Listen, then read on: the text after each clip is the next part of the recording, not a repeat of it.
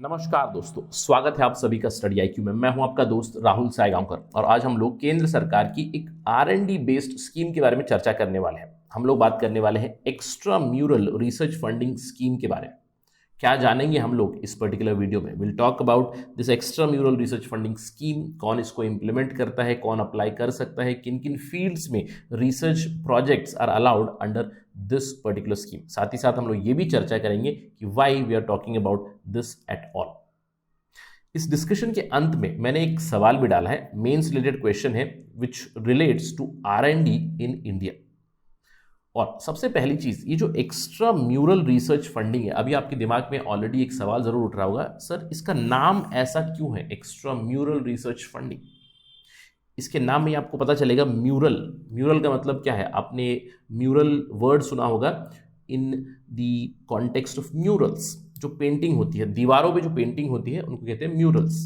तो extra mural मतलब क्या है? आउट ऑफ द बॉक्स और out of the wall research funding, right? तो इस नाम से आपको पता चलेगा that it is a huge funding scheme which helps the academicians, R&D professionals in India, ताकि वो अपने प्रोजेक्ट्स कैरी आउट करें। यहाँ पे स्टार्टअप इंडिया का भी इन्वॉल्वमेंट है, जो हम लोग जानेंगे। चलिए शुरू करते हैं डिस्कशन। और अगर आप कॉम्पिटिटिव एग्जाम्स की तैयारी कर रहे हैं, then do visit the details that are given here to know more about us and to avail services of Study IQ.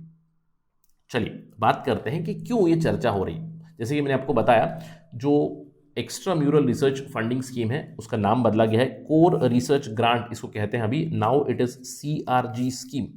You can see here the extramural research funding scheme, it has been renamed to core research grant। साथ ही साथ अभी फिलहाल एक proposal open है, submissions are allowed for exponential technologies. अब ये exponential technologies क्या होती है? किसी भी फील्ड में अगर आपका कोई प्रोजेक्ट है which is connected to technology, जिससे हम लोग एक्सपोनेंशियल बेनिफिट्स पा सकते हैं in a very short time. आपने मूर्स लॉ का नाम जरूर सुना होगा, MOORE। मूर्स लॉ क्या कहता है कि हर साल जो हम लोग इलेक्ट्रॉनिक इक्विपमेंट्स इस्तेमाल करते हैं, उसमें जो ट्रांजिस्टर्स होते हैं अकॉर्डिंग टू मूर, वो एक्सपोनेंशियली राइज होते हुए जाते हैं। और to a large extent we do agree with Moore's law, isn't it? क्योंकि अगर आप बात करें मेमोरी की बेसिस से, राइट, जो हम लोग एक्सटर्नल मेमोरी की बात करते हैं, पहले हम लोग फ्लॉपी डिस्क इस्तेमाल किया करते थे। I hope you remember floppy disk. उसके बाद कॉम्पैक्ट डिस्क पे आ गए, CDs, DVDs, और आज हम लोग पेन ड्राइव्स पे आ चुके हैं। पेन ड्राइव से भी छोटी चीज़ आ चुकी हैं, छोटे छोटे मेमोरी कार्ड्स आ चुके हैं। इसका मतलब क्या है कि बहुत ही छोटे एरिया में हम लोग ज़्यादा से ज़्यादा ट्रांजिस्टर्स इस्तेमाल कर रहे हैं और कैपेसिटी बढ़ रही है। इसी को कहते हैं एक्सपोनेंशियल टेक्नोलॉजी। और अभी एक्सपोनेंशियल टेक्नोलॉजी की किसी भी प्रोजेक्ट के लिए submissions are open from 15 November to 14 December 2021 till 5 PM। तो अगर आप रिसर्च एंड डेवलपमेंट से जुड़े हुए हैं and if you are working on some exponential technology project, then you can apply for this particular grant, core research grant. चलिए जानते हैं एग्जैक्टली इस पर्टिकुलर स्कीम के बारे में। What is this extra mural research scheme और the CRG? Extra mural research funding scheme, इसको implement करता है SERB, science and engineering research board है, जो ministry of science and technology के अंडर आता है, under the department of science and technology itself. यानी कि department of science and technology under the ministry of science, DST is the nodal agency for SERB। ये scheme क्या करती है? जैसे कि मैंने आपको बताया, बेसिक रिसर्च जो होती है इन साइंस एंड इंजीनियरिंग, इसको फंड करते हैं। और इसका एग्जिस्टिंग नेम जो था extra mural research, it has now been change to core research grant, right? अब सवाल उठता है कि कौन इसमें ग्रांट पा सकता है? Who is eligible for grant under this core research grant?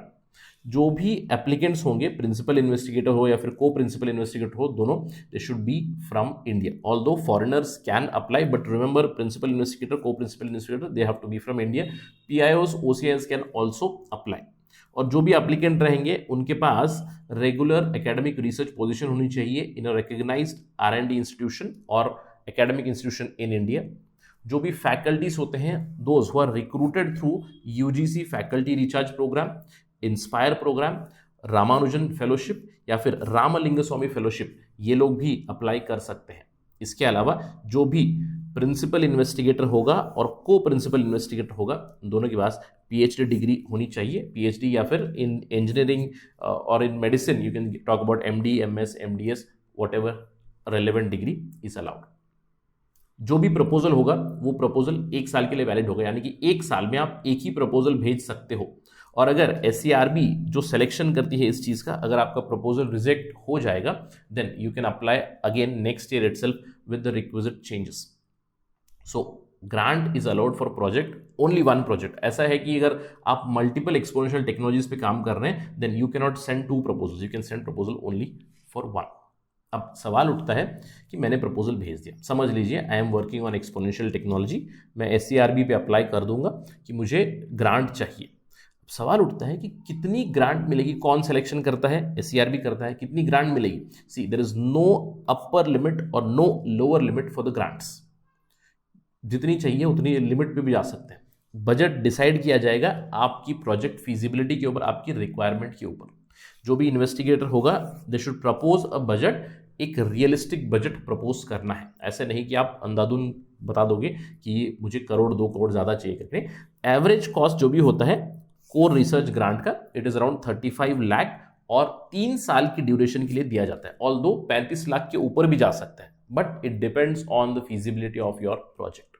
इसमें आपको पैसा दिया जाएगा for research, for your equipment, for man power. जैसे कि आपको कोई माइक्रोस्कोप खरीदना है, आपको मैन पावर चाहिए, लोगों को हायर करना है, कुछ कंज्यूमेबल्स है जैसे कि केमिकल्स हो गए या फिर दूसरे कंज्यूमेबल्स हो गए, उसके लिए, ट्रैवल के लिए, कंटिजेंसी के लिए, ओवरहेड्स के लिए, इन सारी चीज़ों के लिए आपको फंडिंग मिलेगी.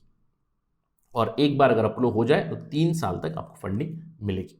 अब ये जो फंडिंग है अंडर द CRG, ये आपको किन फील्ड्स में मिल सकती है? जैसे कि मैंने आपको बताया, साइंस एंड इंजीनियरिंग में आपको मिल सकती है. Projects in 6 different heads can be allocated funds under this particular project. Chemical sciences हो गई, earth and atmospheric sciences, engineering sciences, life sciences, medicine से जुड़ी हुई, mathematical statistics and also physical sciences. In 6 heads में wide variety है. यानी कि science and engineering से जुड़ी हुई अगर आपके पास कोई भी अगर आप काम कर रहे हो, लाइफ साइंसेस में आपको not just the medical but you can talk about veterinary और any other kind of stream also, उन्हें भी फंड्स मिलती है. अब सवाल उठता है ये फंड्स कौन मैनेज करता है, फंड्स कौन एलोकेट करता है? The nodal agency here is SERB. तो कभी कभार MCQs बन सकते हैं SERB के ऊपर भी. आपको ध्यान देना है SERB, science and engineering research board, ये एक बोर्ड है जो स्टैट्यूटरी है. स्टैट्यूटरी है यानी कि एक लॉ के तहत बनाया गया है अंडर द SERB एक्ट 2008. 2008 में ये एक्ट आया था, बॉडी बनी 2009 में under the DST, department of science and technology, under the ministry of science and technology, government of India. इस बोर्ड को चेयर करता है secretary of government of India और इसके जो मेंबर्स हैं, अलग अलग मेंबर्स होते हैं, senior government officials, eminent scientist from different streams. और जैसे कि आप जानते हो इनका मेन ऑब्जेक्टिव क्या है? ईज ऑफ टेकिंग डिसीजंस, जल्दी डिसीजंस ले और अच्छे डिसीजंस ले, दैट इज द इंटेंशन. किस ऑब्जेक्टिव से? Basic research science and engineering में प्रमोट हो, quick decisions, quick allocation of funds so that research and development takes place in India. That's the intention of this SERB. Please remember SERB is a statutory body, एक statute के तहत बनी है. तो ये थी डिस्कशन हमारी extra mural research funding scheme के बारे में. हम लोग चर्चा एंड करते हैं एक सवाल के साथ, क्योंकि देखिए जो अभी स्कीम के बारे में मैंने बात की, सबसे पहली चीज़ आपको ऑब्जर्व करनी है कि there is no upper limit of funding, there is no lower limit of funding. यानी कि इंडिया में सबसे पहले हम लोग क्रिटिसाइज करते हैं कि रिसर्च एंड डेवलपमेंट के लिए फंडिंग काफ़ी कम आती है. लेकिन अगर हम लोग जो फंडिंग आई है उसमें भी बात करें तो there is a huge problem of under utilisation of funds. तो इंडिया में there is a double whammy. First of all funding for R&D is less. Second, the R&D funding itself is under utilised. उसी से जुड़ा हुआ मेरा सवाल है आपके लिए. कॉम्प्ट्रोलर एंड ऑडिटर जनरल ने मल्टीपल टाइम्स हाईलाइट किया है, रिसेंटली उन्होंने राजस्थान की कुछ यूनिवर्सिटीज़ के बारे में बात की थी. They highlighted that many universities have miserably failed to utilize fund. यानी कि जो पैसा R&D के लिए अलोकेट किया जाता है, एनुअल फंडिंग आती है, वो एनुअल फंडिंग यूटिलाइज ही नहीं हो रही है.